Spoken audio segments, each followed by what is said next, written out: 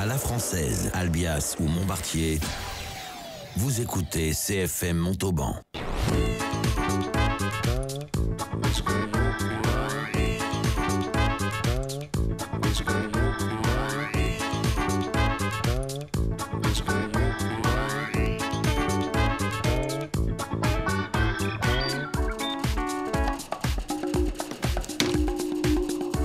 Qu'est-ce qu'on déguste? Bonjour. Bonjour. Et bonne rentrée. Bonjour à toutes et à tous. Qu'est-ce qu'on déguste 20e saison peut-être, je ne sais pas. Faudrait savoir. Oui, c'est ça. Il faudrait arriver à retrouver dans les archives depuis quand nous réalisons cette émission. C'est tellement vieux qu'à l'époque il n'y avait pas d'archives. C'est plus secret et supérieur. Que ça doit Ah oui, dans les 2007 ou 2006. Ah, tu crois? Ouais. Donc ça fait pas encore tout à fait 20 ans, alors peut-être. Non, même peut-être 2005. Ouais. Je sais qu'il y a déjà quelques années, nous avions rencontré à plusieurs reprises d'ailleurs Virgile. Et d'ailleurs pour le restaurant Les Pibouls à l'époque, dans le petit studio de Ville-Nouvelle. Je m'en souviens. C'était dans les débuts de Qu'est-ce qu'on déguste. Donc c'était il y a avec quand même, Arnaud. Il y a combien d'années? Oui, c'était on a commencé le resto en 2007. D'accord. Voilà. Et donc ça doit être en 2008 qu'on vous a invité, 2007 ou 2008, c'est ça? C'était pour présenter le resto des Pibouls. Ouais. On s'est recroisés ensuite sur le Loubar à Vazerac, c'était il y a 4-5 ans, quelque chose comme ça. L'assaut, le bar associatif qu'on a monté à Vazerac avec les amis, qui fonctionne toujours. D'accord. Sur lequel toi tu faisais quoi là? J'étais coprésident à l'époque, mais je suis toujours dans le CA, secrétaire. Bon, ça marche le Loubar? Ouais, ça marche. C'était très chouette, on a tous un très bon souvenir. On avait passé une très bonne soirée, le concert était génial, c'était vraiment super chouette. Avec Oli. Avec Oli, tout à fait. C'était vraiment une très chouette rencontre. Messieurs, dames, on est un peu comme à la maison là, avec donc Virgile Bezin qui vient nous présenter sa nouvelle activité, le fumoir du Quercy, porc noir local et bio en fumoir. De la truite. Fait fumer, de la fleur de sel, plein de petites choses pour se régaler. Ça va être magnifique. Pour accueillir dignement Virgile, il y a Anne Lasserre, bien sûr. Salut. Bonjour. Anne, qui a prévu un sujet sur Rimbaud. Non, Rimbaud 4. Rimbaud voyons. Pas exactement sur Rimbaud, je pourrais en dire 2 mots, mais plutôt sur les vendanges et le raisin, puisque c'est l'époque. Et oui, j'aurais pu parler de Rimbaud. Mais on en parlera aussi un petit peu, puisque tu vas donner une conférence sur ce poète la semaine prochaine à Montauban. Il y a Émilie Pouchet de la Costa, le grand retour aussi, rayonnante, jaune comme Titi et Grominet. Un tournesol. Ça va? Bonjour à tous. Alors aujourd'hui, moi à l'occasion des Journées du patrimoine, je vais vous parler du joli petit musée d'histoire naturelle de Montauban. D'accord, le musée Victor Brun. C'est ça, Victor Brun. Georges Bonfils est de la partie. Salut Georges. Bonjour tout le monde. Je vais vous parler du festival Montauban en scène. Non, la fabrique du jazz. Oh là là, faut pas vieillir. La fabrique du jazz, ça commencera lundi prochain. Purée, tu me troubles. Jeudi prochain, le 21. Avec le Tuxedo Big Band, et je vous parlerai de la fabrique du jazz. Ok, ça marche. Pierre Cottegrel. Bonjour à tous et à toutes. Ou à toutes et à tous. Je parlerai pas. En fait, dans le groupe WhatsApp de préparation de cette émission, il dit moi, je ne parlerai pas. J'ai amené, je peux faire un petit accord mets vin avec quoi boire sur du fumé. Ouais. Et puis voilà, je peux vous raconter une petite anecdote sur les All Blacks si vous voulez. Ah, mais c'est vrai, t'es en plein. Moi, je l'ai vu. On a regardé un match ensemble. On a regardé le premier match France-Nouvelle-Zélande. C'est quelque chose de le voir. Surtout dans les lieux publics, quoi. Si vous voulez vous fâcher avec tous les mecs qui sont autour et que ça finisse à la bagarre. Non, il y avait que les bandes de corps autour de moi. Excuse-moi. Il s'est levé, il est parti. Ah, je suis parti. Il est parti. Effectivement, c'est des mots. Non, mais dès que je me levais, parce qu'il y avait une action, je me levais. Tu nous raconteras ça tout à l'heure. Aurélien est à la technique de cette émission qui n'est pas diffusée sur les réseaux sociaux aujourd'hui parce qu'on a eu un petit peu de problème de caméra. Mais on mettra plein de photos des magnifiques plateaux que nous a apporté Virgile Bezin. On l'invite aujourd'hui, Virgile, parce que le fumoir du Quercy sera présent parmi les nombreux exposants de la foire bio dimanche prochain à Montauban. Et on commence ce Qu'est-ce qu'on déguste comme ça. Ce que vous allez entendre là, voilà, ça fait partie de la programmation des résonances.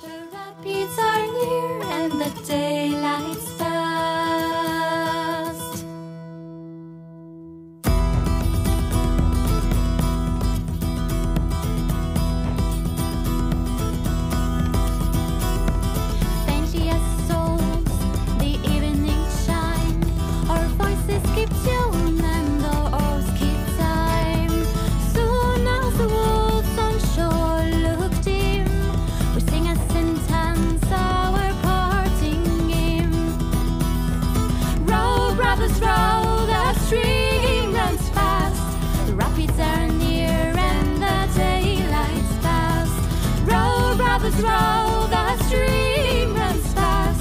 The rapids are near and the daylight's past. Why should we yet our sailing firm? There is not a breath, the blue waves to curl. But when the wind blows off the shore, sweetly we'll rest our weary oar. Blow breezes blow. Rapids are near and the daylight's past. Blow breezes blow, the stream runs fast. The rapids are near and the daylight's past.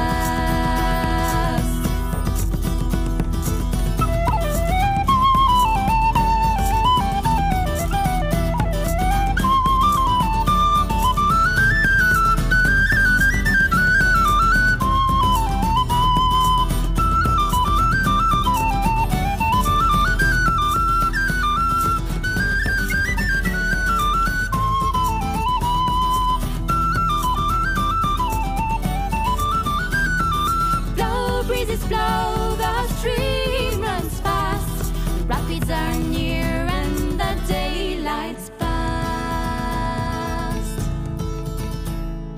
Boots have a tide, this trembling moon shall see us float over thy surges soon. Saint of this green are here oppressed. Rent us cool heavens and favoring airs. Blow breezes blow, the stream runs fast. Rapids are near and the daylight's past. Blow breezes blow, the stream runs fast. Rapids are near and the daylight's past. Blow breezes blow, the stream runs fast. The rapids are near and the daylight's past. Blow breezes blow, the stream runs fast.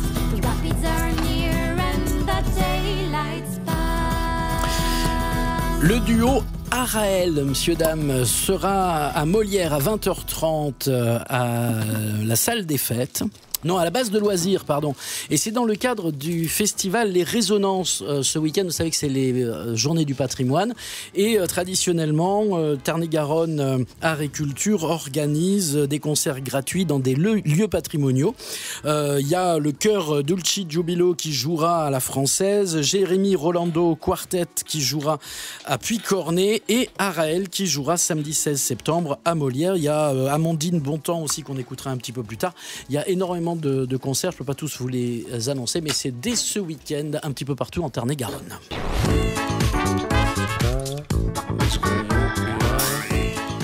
Alors, Alors Virgile qui revient après des années d'absence autour de la table de Qu'est-ce qu'on déguste et qui retrouve à l'instant, hors antenne, son couteau la gueule. Comme Voilà, quoi, rien ouais. ne se perd. La gueule que j'avais perdu il y a 4 ou 5 ans et en fait qui était reparti avec le loupard Et ben certainement. voilà, tu vois, tu le récupères. Merci. Écoute, pardon de t'en avoir privé pendant non, quelques écoutez. années. Donc, on t'a laissé à l'époque restaurateur. Non, c'était même pas restaurateur quand on t'a croisé j'étais au même plus Loupard. restaurateur, j'étais retourné à ma formation initiale en tant que responsable d'association d'agriculteurs bio. Ouais. J'étais directeur délégué général de Bio-Occitanie, qui était la fédération des agriculteurs bio d'Occitanie. D'accord. Voilà.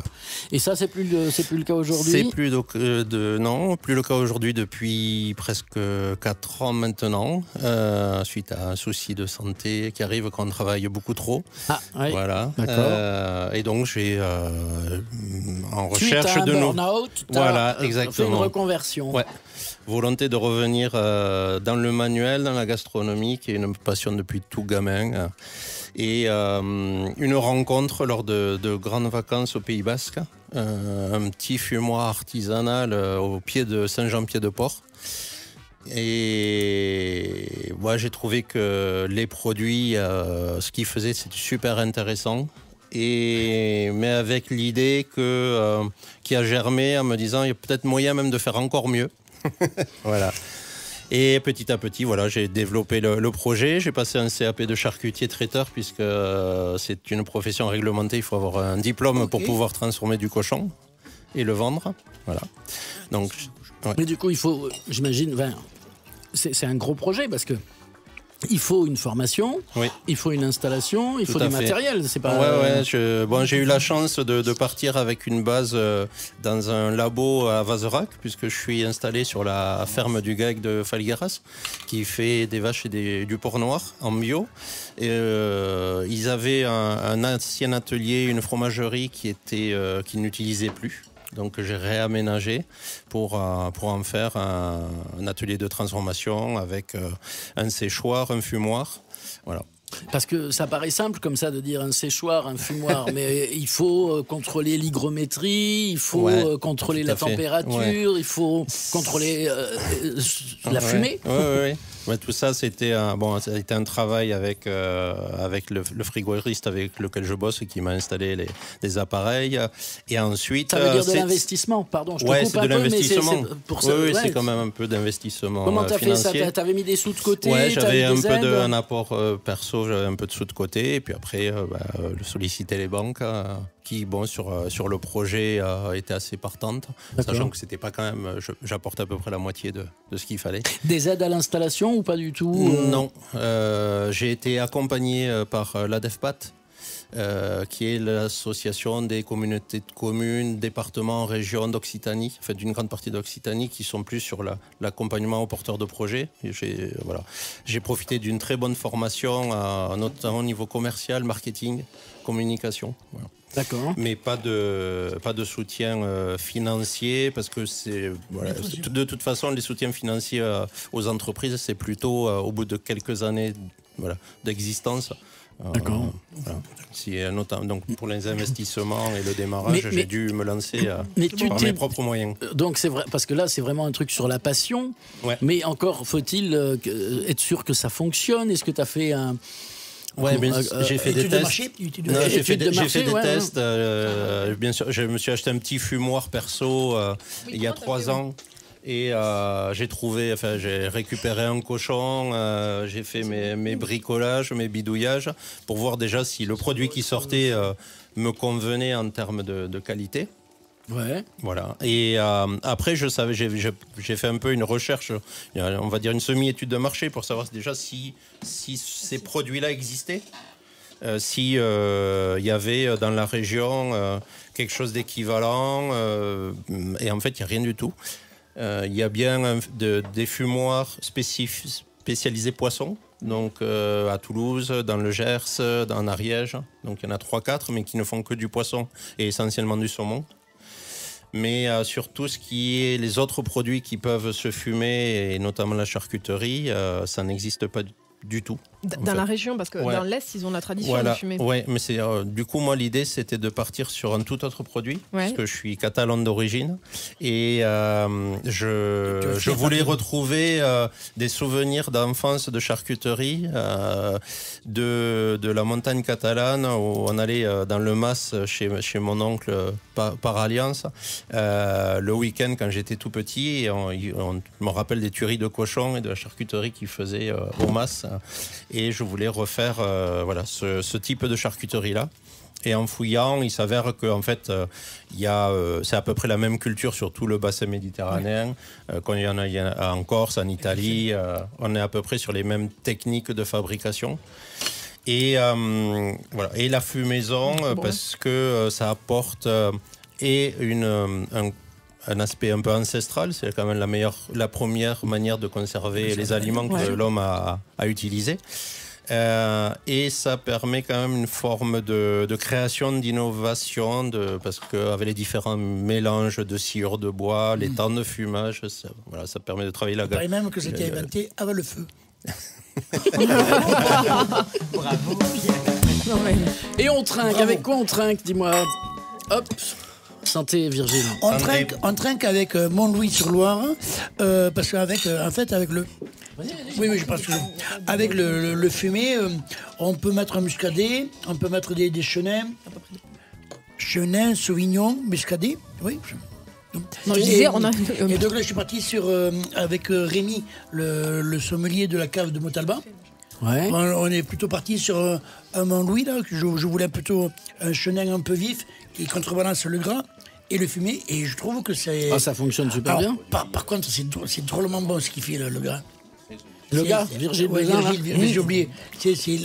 Et on est d'accord, la charcuterie, c'est toi qui fais entièrement tout. Oui, complètement. Ouais. Alors, elle est incroyable. C'est très très bon. Alors peut-être on peut présenter le plateau. Dis-nous ce que tu nous as amené. Il n'y a plus rien. Il y a bientôt plus rien. Avant qu'il n'y en ait plus. Alors, j'ai un petit florilège d'à peu près tout ce que je fais. Le saucisson, saucisse sèche, saucisse de foie, la copa, le lomio, donc c'est l'intitulé catalan du lomo embocado. Ouais. Donc c'est un lomo qui est séché dans un boyau. Et là, vous avez la primeur, une nouveauté, c'est le speck. Ma toute première production, c'est le premier morceau que je sors du séchoir, je l'ai sorti hier. Tu peux expliquer ce que c'est le speck? Alors le speck, c'est un jambon, c'est une tradition du nord de l'Italie, du sud de l'Autriche, et c'est un jambon qui est désossé, aplati et séché et légèrement fumé. Ah, d'accord. Donc ça sèche beaucoup plus vite parce qu'il n'y a pas l'os et il est aplati. Et après on le sèche, on le fume quelques heures. C'est quelques heures le fumage. Ah oui. C'est quelques heures. Alors, quelques heures. En fait, c'est 24 heures, c'est quelques heures. Ouais, voilà. C'est-à-dire qu'une fois que tu as fini de faire ta charcuterie, que tu as fini de faire les saucissons, oui, tu les fumes un petit peu, quelques jours, quelques heures, et ensuite tu les mets à sécher. C'est ça, exactement. Oui, ils sont avant le séchage. Avant le séchage, oui. C'est pas pendant. Non, il faut que ce soit la viande fraîche et le gras frais qui prennent le goût fumé. Ah oui. Ouais. Est-ce que ça a traditionnellement un effet de conservation plus important? Parce que la salaison, c'est le sel qui conserve. En fait, ça multiplie par 10 à peu près, ou même plus, les capacités de conservation. En fait, en discutant avec ce fumeur dans le Pays Basque, il avait fait lui, ça fait 20 ans qu'il est installé, et il a fait des tests. Donc, dans sa boutique, il a des saucissons pendus qui ont 20 ans. Ah ouais. Ils sont encore mangeables. Non, ils sont mangeables, c'est-à-dire qu'on ne risque rien en termes sanitaires, mais ils n'ont plus aucun goût. Ils sont plus bons au goût, mais ils sont complètement conservés, ils sont momifiés. Voilà. D'accord. Ouais. Mais tu vois, Georges, l'alcool et la fumée conservent. Hein. Tu peux continuer les cigares, Georges. Il faut se faire une raison. À fumer des cigares. Et puis en plus, ce qui est drôlement bien, c'est que la fumée ne l'emporte pas. Alors voilà. Ça, franchement, parce que moi, c'est ma plus grosse crainte qu'il y a un truc fumé. Ouais. Partout, à 95% des fois, on a le goût fumé en premier. Et même surtout sur tes poissons. Et même les specs, on va arriver même de bonne qualité. Au bout de la troisième tranche, on est lassé. Alors que toi, je te Très subtil, ouais. Je te rassure, on n'est pas lassé. Merci. Non, on est, Mais en fait, c'est joli film. exactement c'était ma recherche gastronomique, elle est là.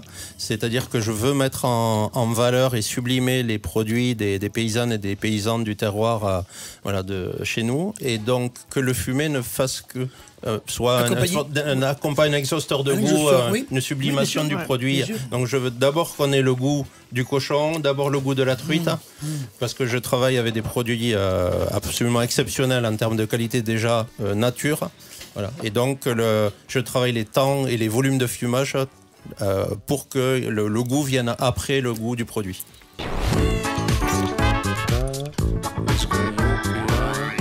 Écoutez, CFM, c'est qu'est-ce qu'on déguste. On est en direct depuis notre studio de CFM Montauban en compagnie de Virgile Bezin. Vous le retrouverez à la foire bio ce dimanche à Montauban autour de Rythmie. Il aura son stand intitulé Le Fumoir du Quercy. Il présentera ce qu'il nous a fait là, des cochonneries fumées au bois de hêtre et de cerisier avec du porc noir local et bio sans nitrite. Quelle différence entre le hêtre et le cerisier ? Alors, ah ben l'être ou pas naître. C'est la question. Et en fait, il faudrait faire il faut goûter les différentes essences séparément pour se rendre compte qu'il y a vraiment une vraie différence de goût. Et ensuite, c'est mes petites mixtures, mes petits assemblages que j'ai fait. Voilà. Je voulais travailler pas seulement sur le hêtre pour me différencier un peu du goût traditionnel fumé qu'on connaît, parce que c'est 90% des produits fumés, notamment le poisson, est fait avec du hêtre. Et en fait, tous les bois de fruitiers, que ce soit cerisier, poirier, pommier, apportent une impression légèrement sucrée. Voilà. C'est pas un goût sucré, c'est une impression légèrement sucrée. En fait, le cerveau le reconnaît comme légèrement sucré. Et oui, ouais. Doucereux. Oui, doucereux, c'est ça. Et t'as jamais eu envie d'être œnologue? Parce que pour aller chercher la finesse à ce point-là gustative... En fait, c'est un peu ma formation de départ. J'étais technicien viticole, j'ai travaillé dans un labo de vin. Et effectivement, c'était une voie qui m'aurait intéressé. J'ai été un peu feignant au niveau des études. Le vin, c'est évidemment ce qui accompagne admirablement les cochonneries du fumoir du Quercy et les poissons aussi. On en parlera après des poissons qui sont délicieux. Le vin, donc, on a une forte pensée, d'ailleurs pour un de nos chroniqueurs qui n'est pas là, Paul Chéreau, les vins de l'Arpette dans le Gaillacois, qui est en train de ramasser le raisin, ce qui lui reste. Ce qui lui reste après toutes les intempéries. Il paraît qu'on va le payer Chéreau après ce mec. Et c'est en pensant à lui que je parlerai des vendanges, bien sûr. Mais une question, on dit cochonnerie ou cochonaille ? Alors, on dit cochonaille, mais moi, ça m'amusait plus de faire des cochonneries. Ah, d'accord.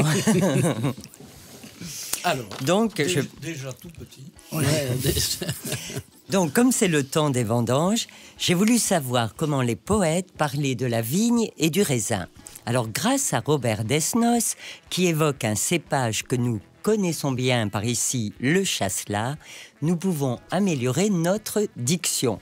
Au lieu de répéter « Dis-moi, gros, gras, grand grain d'orge » ou bien « Combien sont ces 6 saucissons-ci » Ces 6 saucissons-ci sont 6 sous. 6 sous, ces 6 saucissons-ci. Nous pouvons réciter la chanson de chasse qu'il a composée et dont voici les 2 premiers vers. La chasseresse sans chance, de son sein choisit son sang sur ces chasses-là.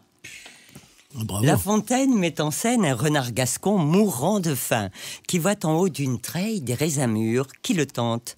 Mais comme il ne peut les atteindre, il déclare qu'ils sont trop verts. Le poète Aloysius Bertrand, né au début du XIXe siècle, dans un poème intitulé « Les vendanges », écrit « Mon livre et cette vigne. J'invite mes voisins, convoqués sans trompette, à s'armer promptement de paniers de serpettes, qu'ils tournent le feuillet sous le pampre et le fruit. » Une jeune poétesse, Sabine Sicot, née en 1913 à Villeneuve-sur-Lot, a publié ses premiers poèmes à l'âge de 13 ans. Son recueil est préfacé par la grande poétesse Anna de Noailles. Dans un poème, elle s'adresse à une graine de raisin oubliée sur un pied de vigne.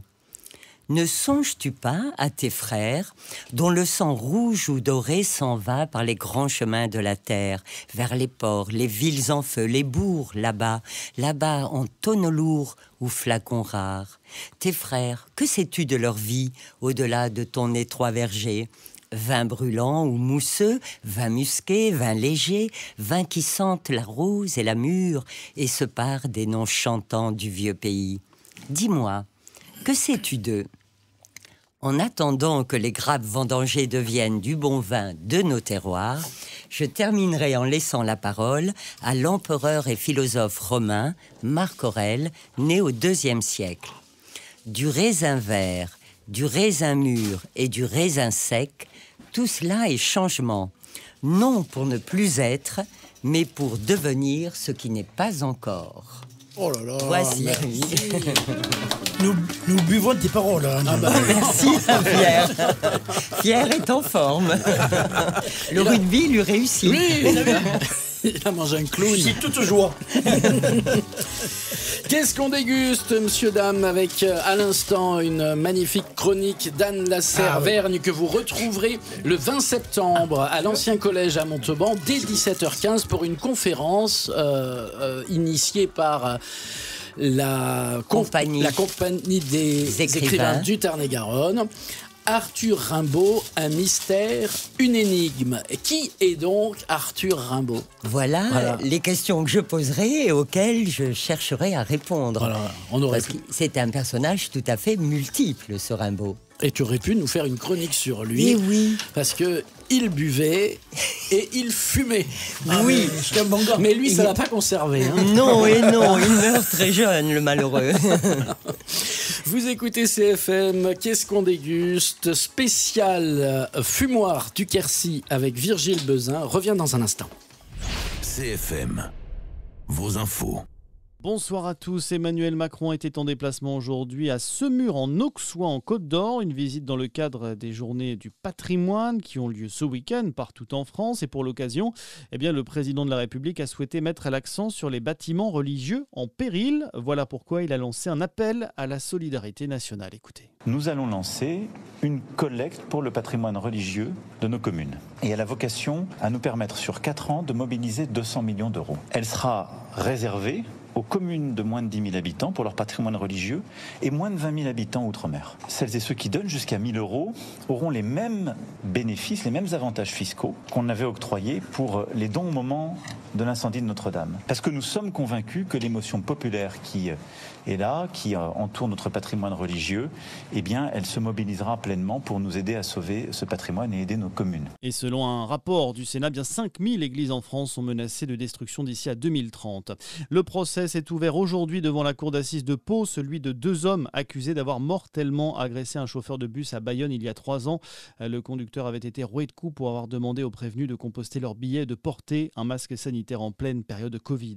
11 000 morts, le dernier bilan des inondations en Libye. Selon l'antenne locale de la Croix-Rouge, les secours sont toujours mobilisés pour retrouver d'éventuels survivants, alors que plus de 10 000 personnes sont encore portées disparues.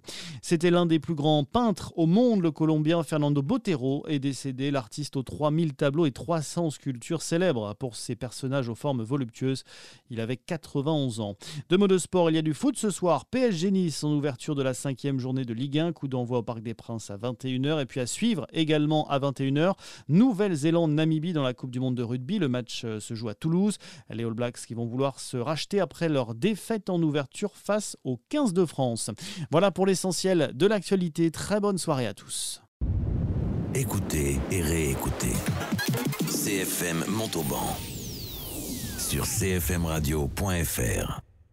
IDEE, Association de remobilisation par l'emploi, recrute des personnes rencontrant des difficultés socio-professionnelles et leur permet de bénéficier d'un contrat de travail en faveur de l'inclusion. Les emplois proposés contribuent au fonctionnement des recycleries-ressourceries des sites de Caussade, La Française, Lozerte, Montauban et Castelnau d'Estrettefond sur des chantiers divers, vente, menuiserie, tests électroménagers, espaces verts, mécanique. Nous recherchons 20 salariés en CDD, 2 encadrants techniques pour manager les équipes et un volontaire en contrat civique pour sensibiliser au réemploi. Candidature à adresser à grh@idee.fr.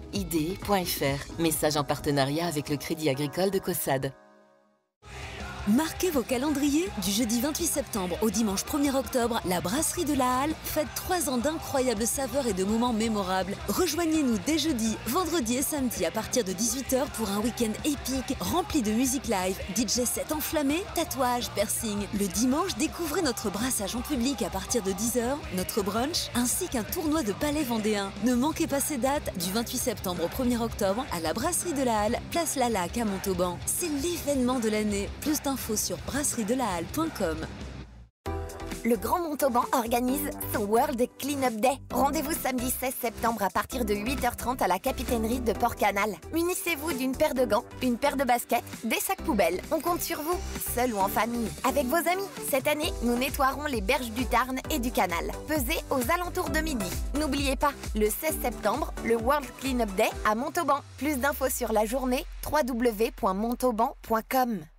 Moissac, fruits et saveurs. Venez participer à la traditionnelle fête des fruits et des saveurs de Moissac les samedis 16 et dimanche 17 septembre sur l'esplanade du Moulin. Les producteurs de chasselas, de prunes, de pommes, de melons et de tous les fruits du bassin arboricole moissagais vous attendent. Marché gourmand, dégustation en tout genre, ateliers culinaires, jeux pour enfants, démonstrations et expositions d'engins agricoles. Tout est réuni pour émoustiller vos papilles et vous faire redécouvrir les richesses de notre terroir. Moissac, fruits et saveurs, les 16 et 17 septembre sur l'esplanade du Moulin. Plus d'informations sur moissac.fr.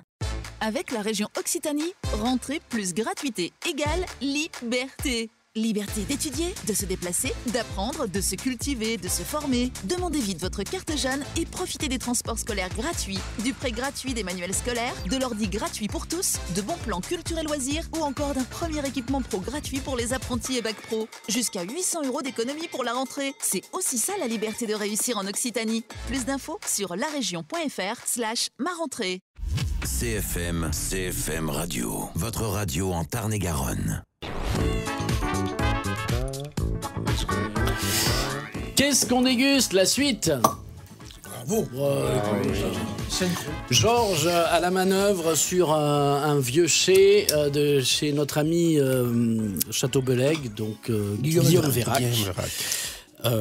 Voilà, donc on a bu du blanc en ouverture. Donc, que je vous dise un peu ce que c'est. C'est donc, je vous ai dit tout à l'heure, le Montlouis-sur-Loire, un 100% chenin, présenté par Rémi, le nouveau sommelier de la cave Montalba. D'accord. Et donc là, c'est encore un Rémi. Encore un Rémi, oui. Alors après, il faut qu'ils arrêtent de dire qu'ils sont de sa famille, parce que c'est pas possible. Et donc, c'est la grange c'est la grange Tiphaine et Clé de Sol. Voilà, une très très belle bouteille. Très très belle bouteille. D'accord. Super, ouais. Je me suis régalé. Comme c'est toi qui l'as emmené, on ne demandera pas le prix, mais je peux le dire, c'est 24 € caviste. Ah oui, quand même. Oui, je me suis fait un peu plaisir, c'est la rentrée, il fait beau. Je dis, allez Yann. Mais tu aurais dû apporter 2 bouteilles. Oui, mais après je suis sous. Tout ça pour accompagner donc les plateaux de fromage, de fromage, n'importe quoi. On aurait pu. Mais c'est. Est-ce qu'on peut fumer le fromage? C'est dans les projets, ouais. C'est dans les cartons de faire du fromage, ouais.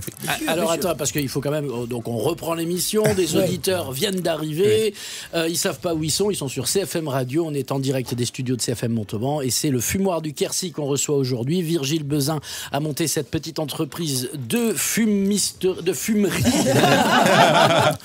Entre les cochonneries et les fumisteries. À Vazerac, dans le Tarn-et-Garonne, une reconversion dans le bien-être avec des produits qu'il aime, qu'il connaît depuis tout petit, puisqu'il nous racontait tout à l'heure, enfin il nous a pas raconté, mais il nous a laissé entendre que quand il était petit, il était dans la cour de la ferme quand le seigneur venait s'occuper du cochon. Et il a dû entendre quelques cris à l'époque, mais visiblement ça t'a pas traumatisé. Non, pas du tout. C'était tellement bon après que ça passait. Le fumoir du Quercy, on va continuer d'en parler dans un instant. Je rappelle que tu seras à la foire bio de Montauban sur... Dimanche, stand 109. Au stand 109, voilà, autour de Rythmie à Montauban. Ouais. Émilie Pruchet de la Costa est de la partie pour une chronique tout à l'heure sur Le Muséum d'histoire naturelle à Montauban. Elle regarde ses textos. Non, écoute, j'ai pas pu imprimer. Il y a son amoureux qui a dû. Non, même pas. Oui, parce qu'en plus, mon amoureux, il veut faire un fumoir. Donc là, écoute, je prends les infos. Fais gaffe que ce soit bon. Ne prends pas mal. Il va te tuer. Georges, mon fils, nous parlera tout à l'heure de... La fabrique de jazz. Oui. Bon, Anne Lasser, prépare un petit truc quand même dans ta tête, comme ça, là, improvise-nous quelque chose sur Arthur Rimbaud, puisque tu vas en faire une conférence tout à l'heure. Voilà. Hein, tu nous diras 3 mots. Oui. Et Pierre Cantegrel, garde ta bonne humeur. Je suis venu pour ça, moi. Hein? Alors, je voudrais juste faire un petit aparté. On va lancer un morceau de Jodassin. C'est vieux, c'est vrai, mais c'est tellement d'actualité. Jonathan. Dans son quartier du vieux Québec, les rues ont l'air d'avoir l'accent. C'est que truc. Et l'avenue voisine avec les maisons grises du vieux temps. Mais l'hiver vient d'éclater, le Saint-Laurent est prisonnier d'un décembre qui va bien durer 6 mois. Quand les jours ressemblent aux nuits, sans éclaircie à espérer, qui peut croire? C'est ça le spec. Le spec haché. Ah mais c'est bon, on dit la confiture, ça c'est quoi la confiture? Ça c'est quoi le soleil jour et nuit dans les yeux d'Émilie. Je réchauffais ma vie à son sourire. Alors évidemment, ce morceau est super d'actualité. Vous savez pourquoi? Vous l'avez pas entendu le morceau? Ah non. D'Émilie. Alors pourquoi il est d'actualité? Ça, c'est la version originale que je vous propose. Non, mais tu l'entends dans les férias. C'est le chant pour les Bleus. Au rugby, ils écoutent tous le chant d'Émilie. Et d'aller vestiaire. Et oui, alors c'était un peu l'hymne du Stade Toulousain. Avant ça, ça a été l'hymne. C'est arrivé du handball dans les années 2004 ou un truc comme ça. Oui, parce que le handball, ils sont pas mal. C'est une équipe de handball qui avait lancé ça. Et pourquoi ça c'est devenu vraiment un truc extraordinaire qui doit faire grêler un peu des droits SACEM aux descendants de Jodassin? Parce que ça a été repris par des fanfares et c'est incroyable pour mettre l'ambiance. Alors on a la version fanfare là qui arrive. On l'a entendu tout l'été, cette version fanfare, sur les marchés, sur les marchés gourmands. Et alors, et c'est vrai que ce petit passage, vous l'entendez pas en fait. Non, on l'entend pas. Attends, on le fait avec. Mais oui, c'est bon.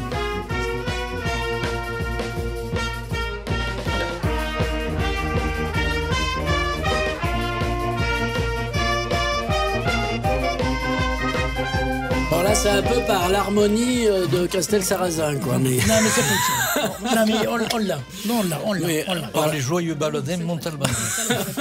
On l'a. Mais effectivement donc c'est revenu vraiment sur le devant de la scène.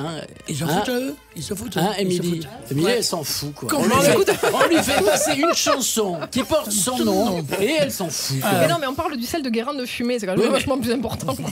Oh, vas-y raccroche. Non mais elle est très bien cette chanson, elle est très très chouette, j'adore.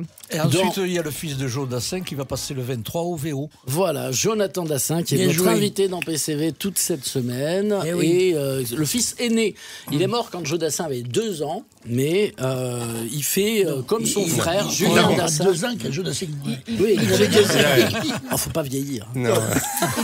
Ça le fréquente. Non, bienvenue au club.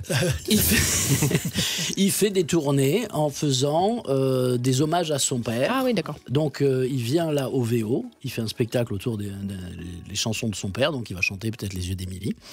Et puis voilà, puis après il a fait un album et il essaye d'en faire un deuxième, voilà. Et son frère fait la même chose. Et son frère fait la même chose. En même temps, ça fait tourner la machine quand même de la SACEM.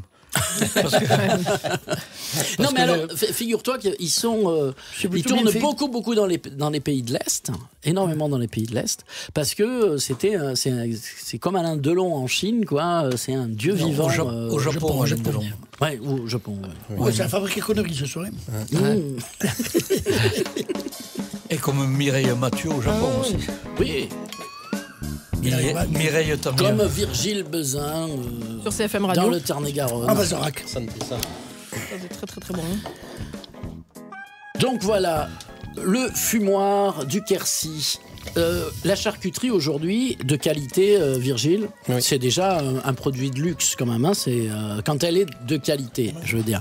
Là, toi, tu y rajoutes une couche de luxe supplémentaire. Enfin, je sais pas si c'est du luxe, c'est du bon.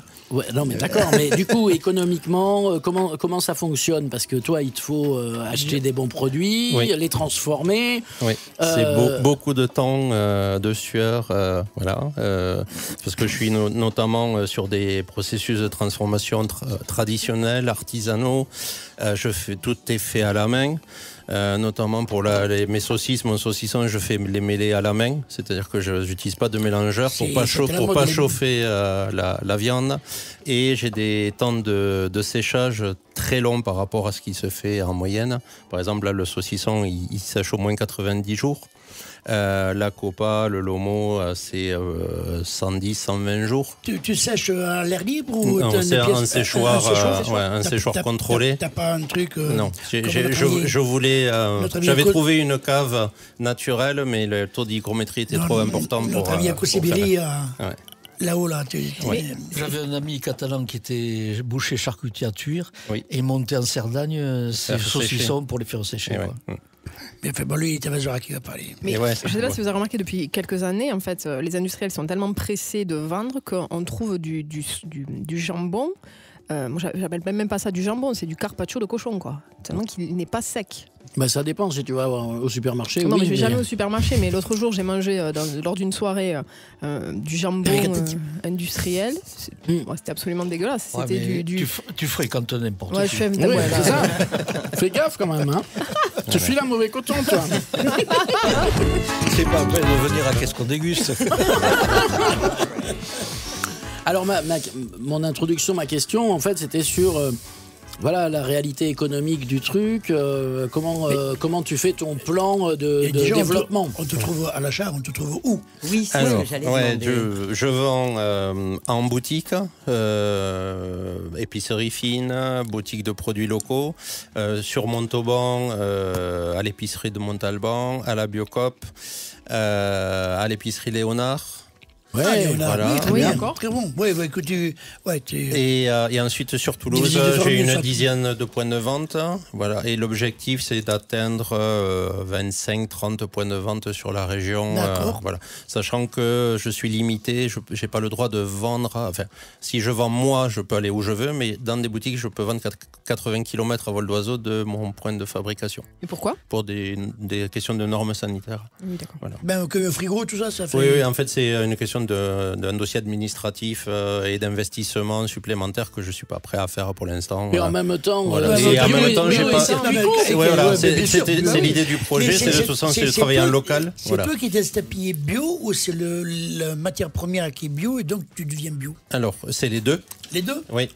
J'achète que de la matière première bio et dans mes process de fabrication, je respecte le cahier des charges de transformation. Je me souviens, vous vous rappelez, dans cette émission, il y avait un mec qui s'appelait Pascal Olivier. Tu te rappelles de Pascal Olivier? Oui, tout à fait. Il a eu la très mauvaise idée de mourir d'un cancer. Ouais. Mais il disait toujours que le bio dans le saucisson, la saucisse, etc., c'était rigolo parce que toute la viande est bio. Oui.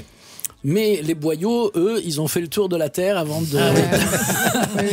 de pouvoir être remplis de viande bio. Oui. Et le boyau, il est jamais bio. Non, ça n'existe pas. C'est terrible. Il avait en Chine.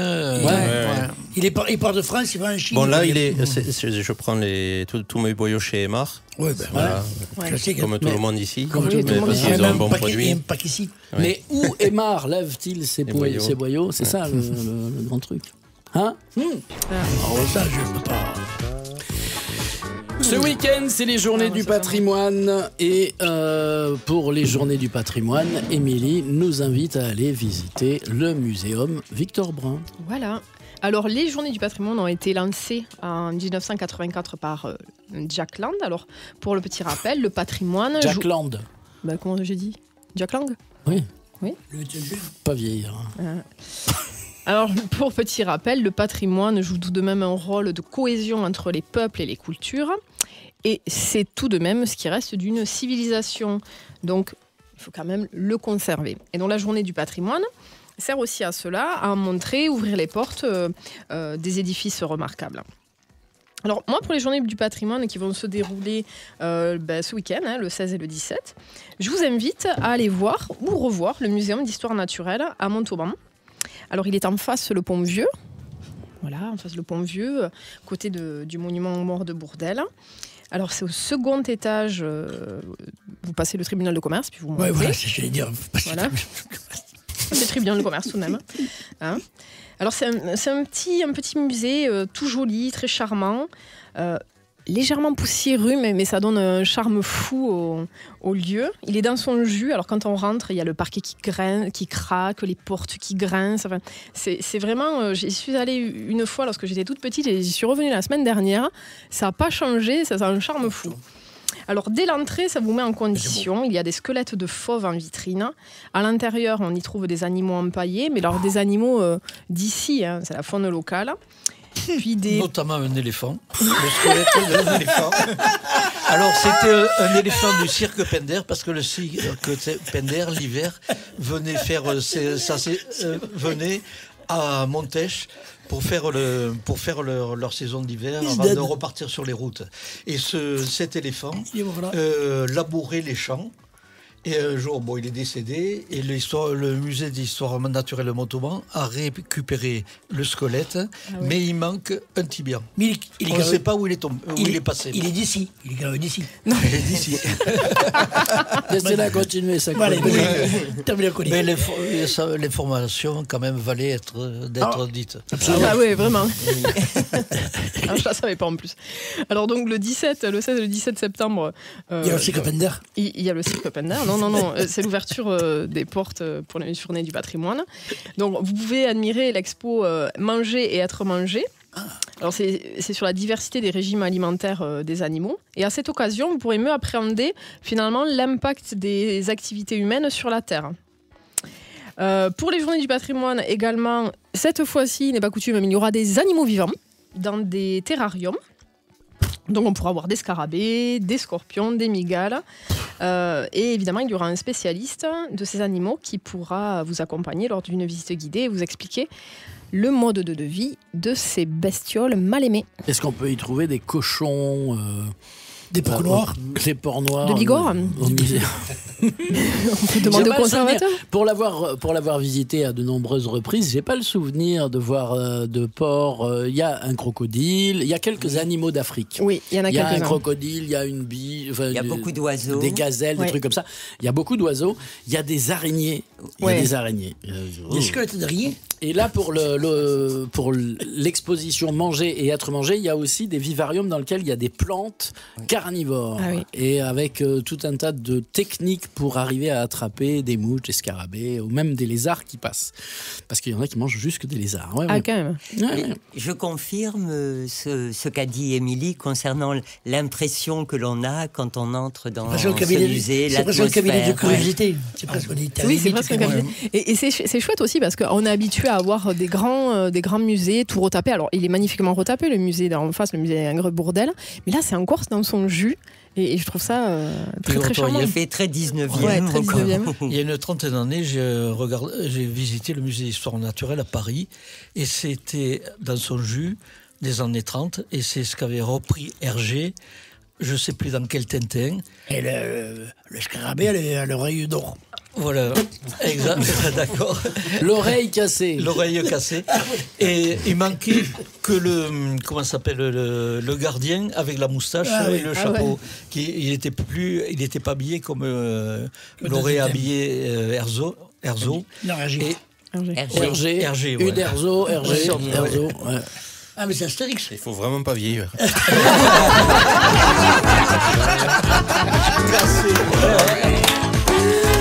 Bravo, Virgile. Virgile Bezin est notre invité aujourd'hui dans Qu'est-ce qu'on déguste? On déguste quoi? C'est cochonnerie, fumée au bois de hêtre et de cerisier, porc noir local et bio, sans nitrite. La truite fumée est aussi locale parce qu'en fait, elle vient d'où? Elle vient des Pyrénées? Non, alors non, justement, j'ai un peu fait le tour des producteurs de la région et je me suis arrêté à la pisciculture du Mas de Pommier, qui est à Nantes, dans l'Aveyron, au-dessus de Millau. Voilà, et oui, en fait, il faut un produit qui est absolument exceptionnel, hors du commun. T'es pêcheur toi-même? Oui, je suis un grand fanat de pêche à la truite. Quand t'as les cochonneries, t'aimes Et pêcher. vous posiez la question tout à l'heure de la couleur blanche du poisson. Oui. Non, je ne sais pas. Je dis que c'était bien parce qu'elles n'étaient pas. Elles sont pas oranges, donc c'est qu'elles sont pas nourries avec des colorants. Voilà. Donc ça, c'est la couleur naturelle de la truite. Une truite, elle doit toujours avoir la chair blanche. Quand on trouve en magasin, en supermarché de la truite orange, c'est qu'elle est nourrie avec des colorants. D'accord, c'est pas la truite saumonée parce qu'elle est croisée avec des saumons. Ça n'existe absolument pas. La truite saumonée. Ça existe dans les rivières. Non, même dans la rivière, ça n'existe pas. Et mon père en a attrapé. Oui, mais moi aussi, mais ce sont des truites d'élevage qui ont été lâchées. Et pas du tout. Dans l'époque, il n'y avait pas de truite d'élevage. Alors là, et c'est des truites qui mangeaient des crevettes dans les... Dans le Tarn. Alors, il y en a, on l'a fini, celle au piment d'Espelette. Ah, elle était très bonne. Alors, elle était beaucoup plus orange parce que j'avais mis du piment d'Espelette, donc ça avait un peu coloré, mais certaines des truites, quand je reçois les poissons, ils sont beaucoup plus roses que les autres. Il y en a qui sont très blanches, comme on voit la nature, la titre. Et certaines sont roses parce qu'elles sont dans des bassins où elles mangent plus de crevettes. Il y a des crevettes naturellement qui se développent dans les bassins et elles mangent ces crevettes et donc elles sont un peu plus roses. Mais c'est pas rose comme c'est légèrement coloré, quoi. C'est des pièces d'à peu près de combien de kilos que tu reçois pour faire des... C'est des poissons qui font entre 1,5 kg et 2 kg. D'accord, oui, tu reçois des filets de 700 grammes. Un petit peu moins. Un petit peu moins. Et tu reçois... Alors, comment se fait le trajet depuis Nantes? Moi, j'apprends que Nantes est près de Millau, donc déjà, je suis nul en géo. Le Biscadet, c'est l'Aveyron. Le Biscadet, il faut du Biscadet de l'Aveyron. Le Biscadet de l'Aveyron, ouais. Donc, comment tu le reçois, en fait? Si tu vas chercher? Non, ça arrive jusqu'à chez moi, jusqu'à Vazerac, en camion frigo, en caisse sous glace. Non, ça arrive à 1 degré, c'est nickel.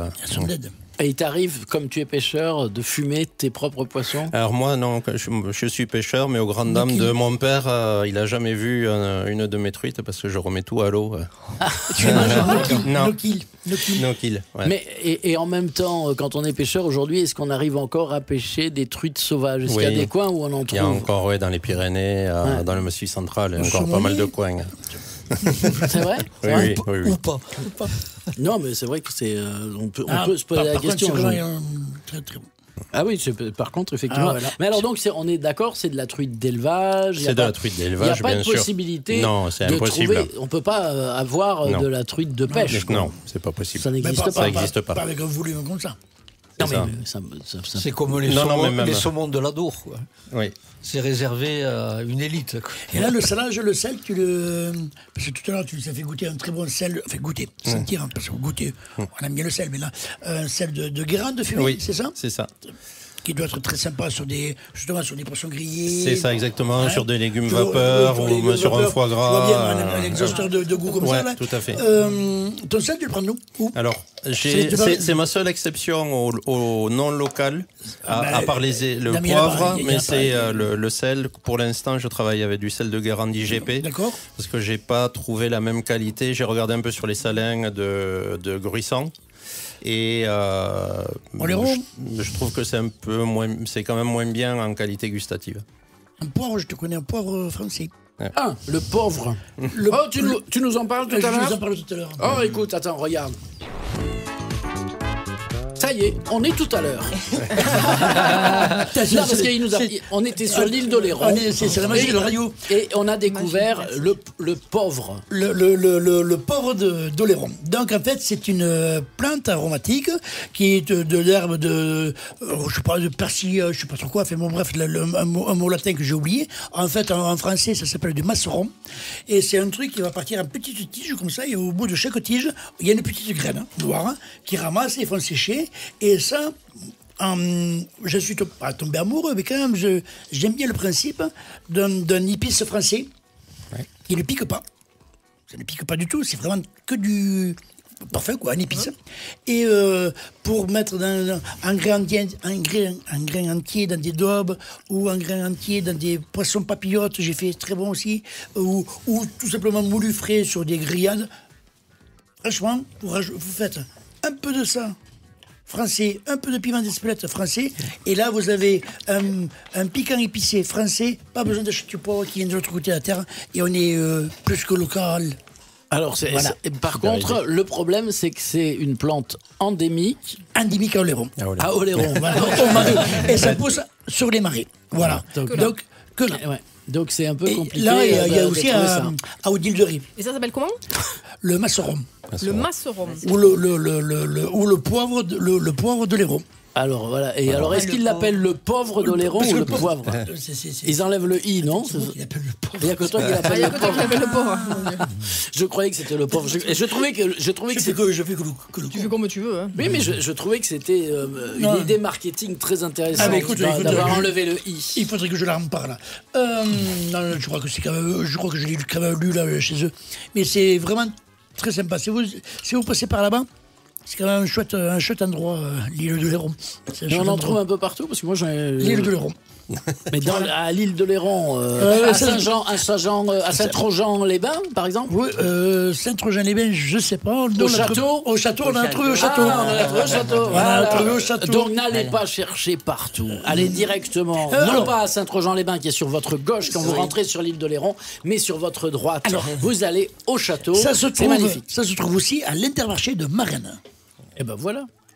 C'est Qu'est-ce qu'on déguste spécial fumoir du Quercy. Virgile Bezin nous fait déguster des trucs, je vous raconte pas, c'est extraordinaire. Oui. Allez le rencontrer dimanche autour de Rythmie à Montauban pour la foire bio, stand numéro 109. Je pense que j'ai CFM. Vos infos. Bonsoir à tous. Dans ce journal, il veut sauver les bâtiments religieux en péril. Lors d'un déplacement aujourd'hui en Côte d'Or, Emmanuel Macron a annoncé le lancement d'une campagne de collecte. Une avancée pour la santé des enfants. Depuis aujourd'hui, les bébés de moins d'1 an peuvent recevoir un traitement préventif pour lutter contre les formes graves de la bronchiolite. Et puis le bilan s'alourdit en Libye. Les terribles inondations qui ont ravagé une partie du pays dimanche ont fait au moins 11 000 morts selon la Croix-Rouge locale. Emmanuel Macron était aujourd'hui en déplacement à Semur en Auxois en Côte d'Or. Une visite dans le cadre des Journées du patrimoine qui ont lieu ce week-end partout en France. Pour l'occasion, le président de la République a souhaité mettre l'accent sur les bâtiments religieux en péril. Voilà pourquoi il a lancé un appel à la solidarité nationale. Écoutez. Nous allons lancer une collecte pour le patrimoine religieux de nos communes. Et elle a vocation à nous permettre sur 4 ans de mobiliser 200 millions d'euros. Elle sera réservée aux communes de moins de 10 000 habitants pour leur patrimoine religieux et moins de 20 000 habitants outre-mer. Celles et ceux qui donnent jusqu'à 1 000 euros auront les mêmes bénéfices, les mêmes avantages fiscaux qu'on avait octroyés pour les dons au moment de l'incendie de Notre-Dame. Parce que nous sommes convaincus que l'émotion populaire qui est là, qui entoure notre patrimoine religieux, eh bien, elle se mobilisera pleinement pour nous aider à sauver ce patrimoine et aider nos communes. Selon un rapport du Sénat, 5000 églises en France sont menacées de destruction d'ici à 2030. Les suites judiciaires de l'affaire de botulisme à Bordeaux, le parquet vient d'ouvrir une enquête préliminaire. Plusieurs chefs d'accusation, dont celui d'homicide involontaire, ont été retenus à l'encontre du Chin Chin Wine Bar. Une femme de 32 ans est décédée, une dizaine de personnes gravement intoxiquées après avoir consommé un bocal artisanal de sardines dans cet établissement. Le procès s'est ouvert aujourd'hui devant la cour d'assises de Pau, celui de 2 hommes accusés d'avoir mortellement agressé un chauffeur de bus à Bayonne il y a 3 ans. Le conducteur avait été roué de coups pour avoir demandé aux prévenus de composter leurs billets et de porter un masque sanitaire en pleine période de Covid. 26 000, c'est le nombre d'hospitalisations d'enfants de moins de 2 ans causées par la bronchiolite l'hiver dernier en France. Un chiffre qui devrait fortement diminuer cette année grâce à l'arrivée d'un nouveau traitement préventif disponible dès aujourd'hui. Le Beyfortus doit permettre de réduire les infections et les formes graves d'une maladie qui peut être très sérieuse, comme l'explique le docteur Franel Cocatrix, vice-présidente du syndicat national des pédiatres français. Ça n'est pas marrant pour des parents de devoir gérer une bronchiolite avec des signes de détresse respiratoire chez un tout petit bébé de moins de 6 mois, de devoir subir une hospitalisation éventuellement en réanimation et d'autre part faire en sorte que notre système hospitalier qui chaque année à cette période souffre de cette épidémie du fait de la médecine hospitalière sous-dotée avec des lits qui ferment, s'en sorte un peu mieux avec donc des équipes qui puissent juguler par ailleurs les autres besoins de santé. Et lors de l'étude réalisée sur 12 000 enfants, les formes hospitalisées de bronchiolite ont été réduites de 80%. Une réunion aujourd'hui, place Beauvau, pour évoquer la situation à Lampedusa. À l'initiative, Gérald Darmanin, le ministre de l'Intérieur souhaite trouver des solutions alors que plus de 7 000 migrants ont débarqué sur l'île italienne ces dernières 24 heures. Aucun centre n'est en mesure de les accueillir faute de place. 11 000 morts, le dernier bilan des inondations en Libye, selon l'antenne locale de la Croix-Rouge. Les secours sont toujours mobilisés pour retrouver d'éventuels survivants, alors que plus de 10 000 personnes sont encore portées disparues. Des recherches rendues difficiles par la division politique du pays. Deux gouvernements se disputent le pouvoir depuis une dizaine d'années. Une division qui se répercute sur la prise en charge des victimes, selon Soraya Rahem, spécialiste de la Libye. Il y a des communications entre l'Est et l'Ouest. Le problème, c'est que les deux rivalités, les deux autorités au pouvoir, ils vont certainement essayer de se servir de ce drame pour servir justement leur stratégie politique. On va certainement observer des accusations de part et d'autre du pays. On va observer justement une concurrence entre les deux autorités qui vont essayer de tirer légitimité de cette situation tragique.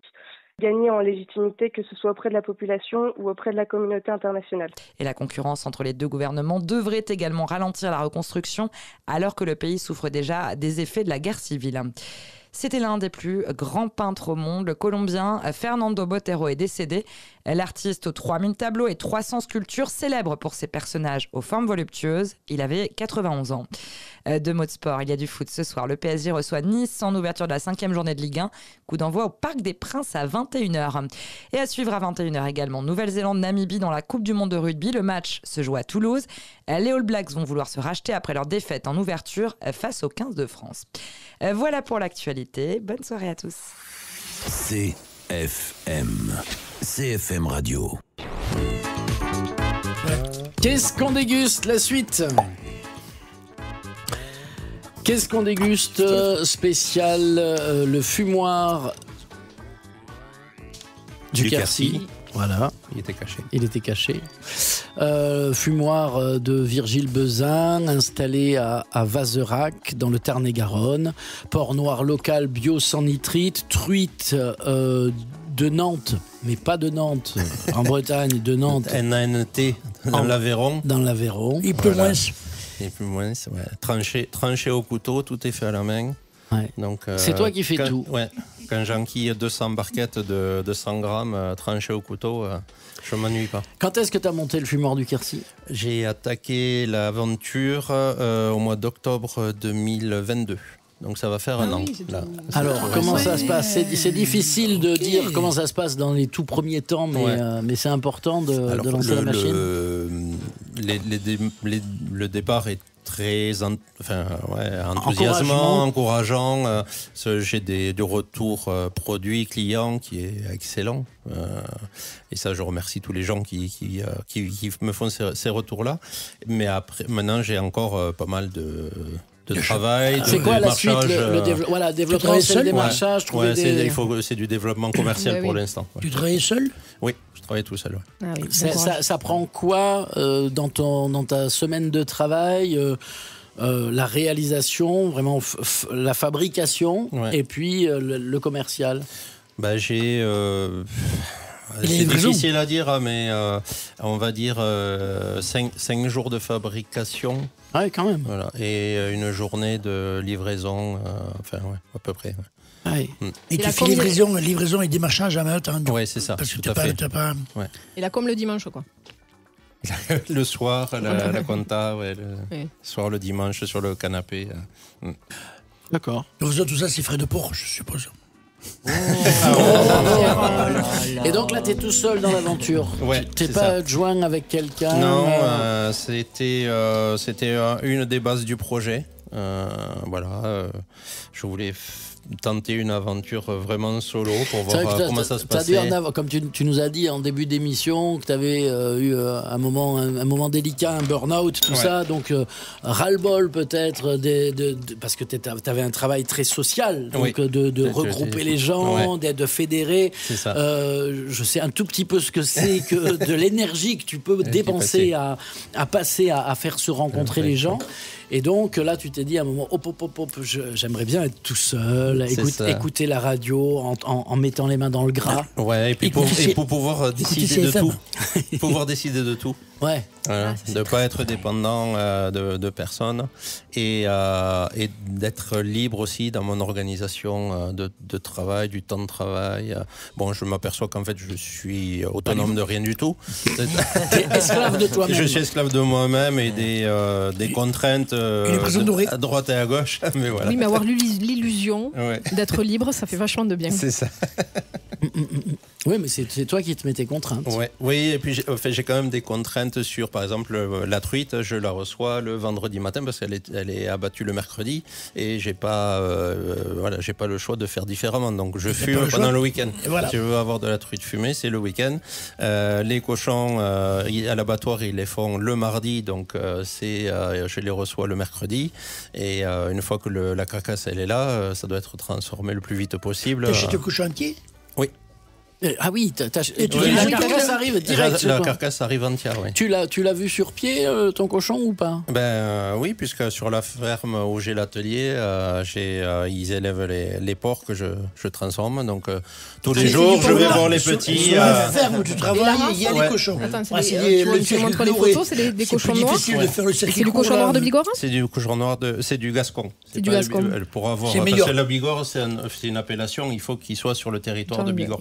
C'est la même race, mais voilà. Là, il est de Vazerac, donc il n'est pas de Bigorre, il est gascon. Ouais. Tu nous disais tout à l'heure que peut-être tu allais fumer aussi du fromage. Oui, ça fait partie des projets. J'ai plein d'idées de développement de gamme, fromage, des condiments. J'ai commencé avec la fleur de sel. Je vais faire aussi ce qu'on appelle le sel des Vikings. C'est un mélange de sel, de curry, d'oignons grillés et de poivre.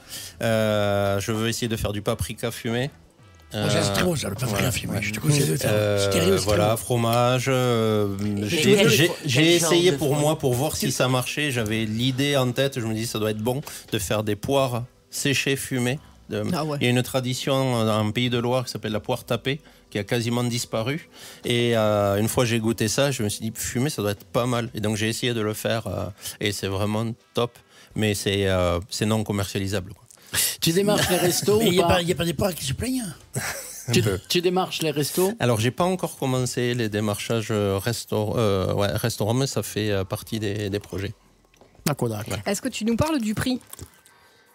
En fait, on est sur un produit haut de gamme parce que j'ai déjà une matière première que j'ai sélectionnée qui est absolument exceptionnelle. Donc, j'achète mes produits plutôt cher. J'ai beaucoup de travail et de temps de travail.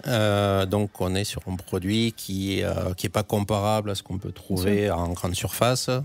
Et quand tu vas dans des entreprises qui vendent, c'est difficile. Ouais. Et donc, on est sur un produit festif, d'anniversaire, de fête, pour Noël. Ma démarche aussi, elle est, malgré le fait que je fasse de la charcuterie, je suis quand même dans la démarche de manger moins de viande. Moi-même, j'ai divisé par 3 à peu près ma consommation de viande.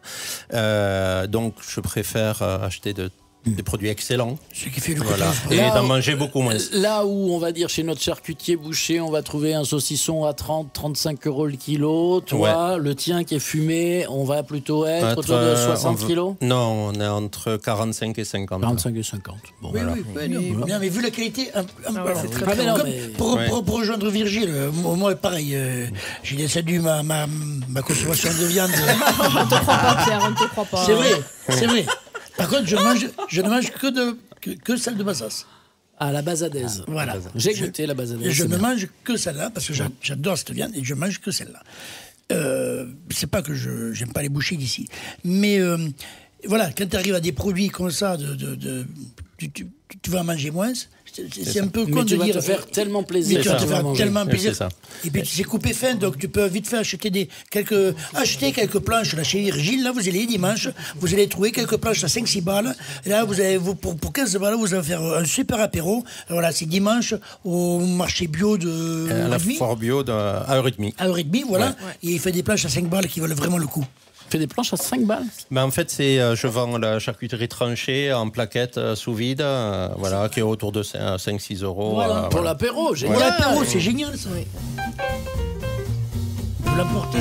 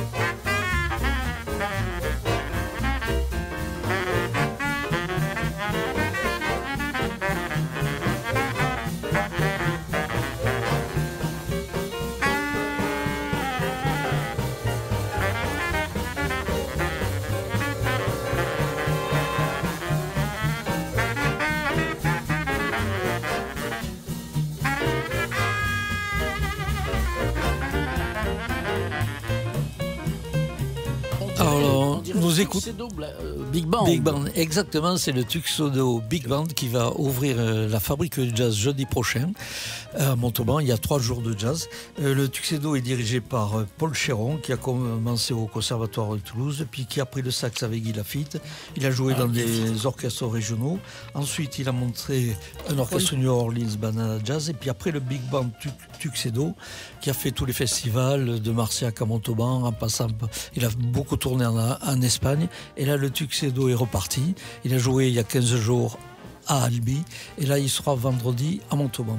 Ensuite, pour cette fabrique de jazz, il y aura une violoniste qui fait Auro Wolke, qui fait du violon manouche. Elle a joué quand même dans l'orchestre de Thomas Dutronc, avec lequel elle est partie en tournée. Elle joue du violon depuis en tant que professionnelle depuis 2003, et ça devrait être une soirée très agréable. Et ensuite, samedi, il y a Nicolas Gardel. Alors Nicolas Gardel, c'est un trompettiste originaire de Toulouse, qui a fait au conservatoire de Toulouse, et puis ensuite qui est parti à Paris, qui a joué avec beaucoup de grands musiciens, Ricardo Delfra, Glenn Ferris, Chris Potter. Il a joué aussi avec Philippe Laudet, Zebda, Tuxedo Big Band bien sûr, et il a été le premier trompette de l'orchestre de Michel Grand. Lui, il finira samedi soir la fabrique du jazz. Là, nous écoutons un de ses morceaux. Et ce sera au théâtre. Au théâtre de Montauban, on l'a un peu de gauche de Montauban. Ouais, et on a des places à faire gagner sur CFM Radio. Écoutez bien CFM Radio la semaine prochaine, parce qu'on a des places pour ce concert-là. Et ça va être un concert extraordinaire.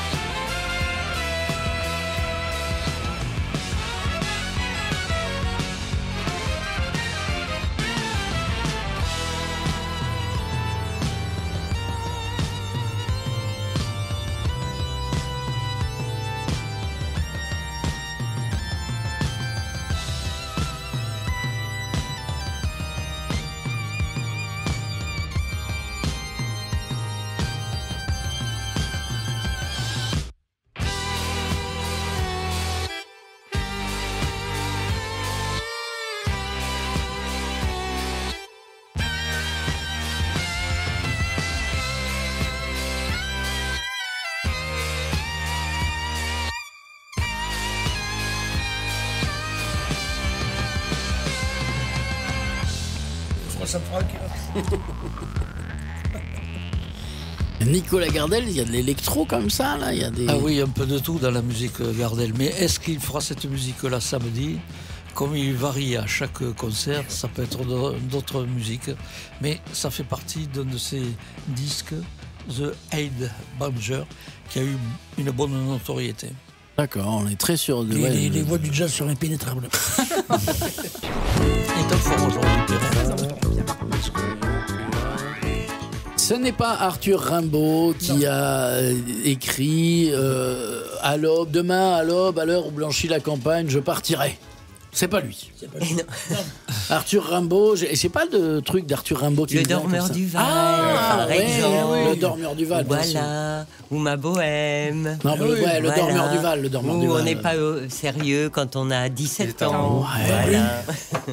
Un jeune homme, un jeune artiste mort trop jeune. Oui, et surtout, ce qui est extraordinaire, c'est que si généralement la vie et l'œuvre d'un écrivain s'éclairent, eh bien, il n'en est pas du tout ainsi pour Arthur Rimbaud, parce que ceux qui l'ont connu en font soit un ange, soit un diable, et en même temps, il est un personnage multiple. On peut se demander quel lien il y a entre l'élève brillant qui rapportait tous les prix, et ensuite l'adolescent devenu provocateur, qui hantait les cafés, qui fumait une pipe Gambier, comme tu dis, et qui se montrait volontiers grossier ou excentrique. Quel lien y a-t-il entre le poète voyant qui nous embarque sur son bateau ivre et ce commerçant en Éthiopie et au Harar qui fait le commerce de l'ivoire, des peaux, de l'or et de l'argent et qui fait même le commerce d'armes, hein? Et quel lien y a-t-il entre cet homme qui revendique, ce jeune homme qui revendique une liberté libre, comme il le dit, et ce commerçant qui porte à sa ceinture jusqu'à 8 kilos d'or de peur de les perdre, et en croyant encore que la liberté peut s'acheter. Donc ou alors, quel lien y a-t-il entre le jeune poète qui écrit Le Dormeur du Val pour dénoncer la guerre et l'adulte de 22 ans qui s'engage dans l'armée des Indes néerlandaise? Et c'est à ces questions-là que tu tenteras de répondre le 20 septembre à 17h15 à l'Ancien Collège à Montauban pour ta conférence Arthur Rimbaud, un mystère, une énigme. Qui est donc Arthur Rimbaud? T'as les réponses vraiment? Je sens mon joker.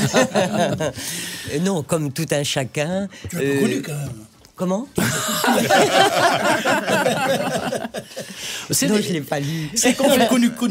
Ah, connu. Ces conférences sont gratuites? Oui, les conférences sont entièrement gratuites, donc c'est ouvert à tous les publics et elles durent un peu moins d'une heure, en gros, 50 minutes, voilà. Un peu moins d'une heure un pour peu se moins qu'un match de rugby. dans les poèmes de notre enfance. Voilà. Et est-ce que tu fais des lectures? Est-ce que tu en lis? Tu lis des extraits? Quand je suis en conférence, alors en règle générale en conférence, le texte dont je parle, je n'aime pas trop les conférences lues. Je ne lis que des passages, par exemple, une strophe de ma bohème, par exemple, une strophe du Dormeur du Val. Le Dormeur du Val, un petit passage du Dormeur du Val. C'est un puits de verdure. C'est un trou de verdure, voilà. Où chante une rivière. Voilà. Ouais, d'accord, j'y suis plus du tout. Non, mais tu y étais pas loin. presque. Ouais, c'est un puits. Parce qu'en fait, c'est rigolo, dans le Dormeur du Val, j'ai une mémoire visuelle. Et dans le cahier d'écolier dans lequel je l'avais appris par cœur, il y avait sans doute un dessin à l'aquarelle, tu vois, où on voyait ce fameux dormeur avec cette tache de sang sur le côté. Oui. Et j'ai souvenir de ça. Et à chaque fois, je me dis, mais enfin, je l'ai appris par cœur, ce truc. Et j'ai l'image au lieu d'avoir le texte. Voilà. C'est terrible. Et Demain dès l'aube que tu évoquais, c'est Victor Hugo. Demain dès l'aube, à l'heure où blanchit la campagne, je partirai voiture. Et il partira voir sa fille qui est décédée. Terrible. Et oui, qu'est-ce qu'on déguste, monsieur, dame? C'est pas que dans le ventre que ça se passe, c'est aussi derrière les yeux, entre les oreilles, au niveau de l'esprit, parce que ça accompagne admirablement bien les cochonneries. J'arrive pas. En fait, j'ai le ticket en face, donc je sais plus dire charcuterie, quoi. Voilà, les charcuteries, le poisson du fumoir du Quercy de Virgile Bezin. Ben oui, c'est parce que c'est vachement plus rigolo quand même de faire des cochonneries que des charcuteries. C'est clair, c'est clair. super. Alors, la marque, c'est le fumoir du Quercy. Ouais, c'est ça. Pour bien s'ancrer dans le terroir, savoir d'où on parle. Un petit logo avec un F et un Q dans un espèce de rectangle. Ouais, c'est ça. Ouais. Une forme d'estampe, de signature de peintre.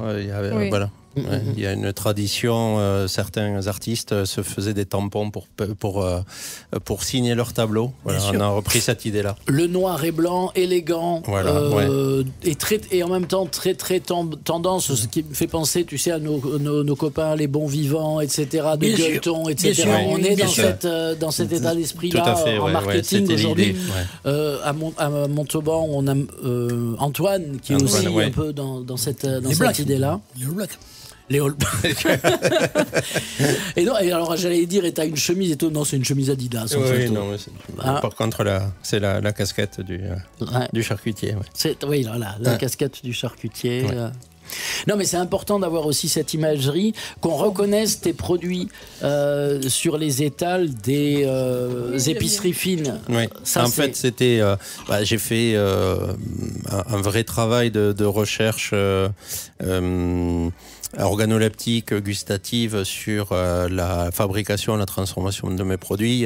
J'ai essayé de le décliner aussi au niveau du packaging pour que ça ait du sens. Ça fonctionne bien. Merci. Est-ce qu'on peut dire 2 mots sur... J'ai oublié le nom. Voilà, le guanciale. Ce qui est devant le guanciale, ouais.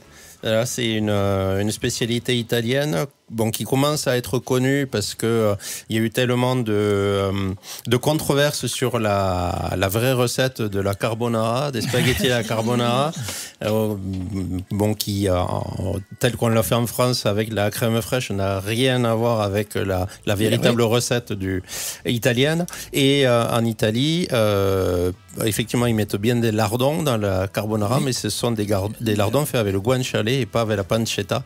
Donc la pancetta, c'est la poitrine. Le guanciale, c'est la joue, la joue et la gorge du porc. C'est pas du tout le même gras, ça n'a pas la même texture, ça n'est pas les mêmes qualités, même organoleptiques. C'est du très très bon gras, c'est très riche en oméga 3.